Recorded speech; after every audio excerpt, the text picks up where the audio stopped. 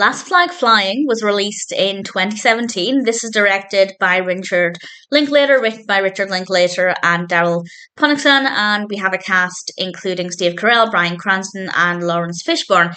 And based on the description, I wanted to watch it for Steve Carell, and based on the description, it could have gone either way for me because it sounded really emotional, but I don't really care for road trip films. There are exceptions, but I don't gravitate towards them. But I decided to watch it, and in general, yeah, I think it has a lot to offer. I'll read the description from IMDb, which I think explains it quite well. This is the information that I had going into it, and as I read the description, I thought, yeah, this could have gone either way. This says, 30 years after they served together in Vietnam, former Navy corpsman Larry Doc Shepard reunites with his old buddies, former Marines Sal Nealon and Reverend Richard Mueller, to bury his son, a young Marine killed in the Iraq War.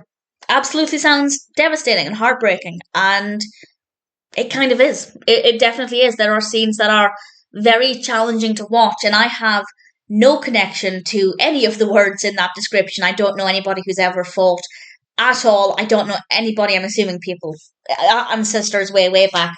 My ancestors would have fought in the war, I assume, but certainly of recent generations, I have absolutely no connection with anything like this. So I found it emotional. If you can connect, I imagine it would be quite a challenging watch, but it's very moving. We have some really strong characters and some really good performances. And with regards to the journey they're going on, there's a lot of variety in what's happening and some really moving conversations. And that's kind of why it worked for me, because there was enough substance throughout the film and a lot of emotion as well. And it was very much able to carry itself throughout the duration of the film. I probably wouldn't watch it a second time. In fact, I doubt I'd ever watch it a second time.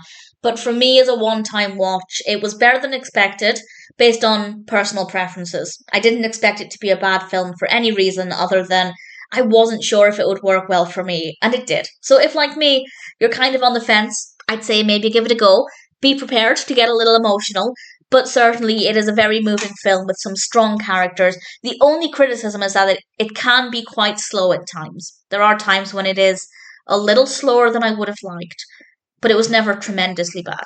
So all things considered, the technical aspects as well are very good. So in general, Last Flag Flying is a good film, and I don't think it's one I could watch all of the time either. I feel like I have to be in a certain mood for this kind of film, and thankfully at the time I was. If it sounds like a film for you, or indeed, if you're on the fence, you're not sure if it's worth watching, I'd say give it a go. It's a solid narrative, it's generally well executed, the characters are very well written and the performances are very good, and there are definitely a lot of emotions as well. So Last Flag Flying exceeded my expectations based on personal preferences, and ultimately, it's a decent film that I'm happy to recommend.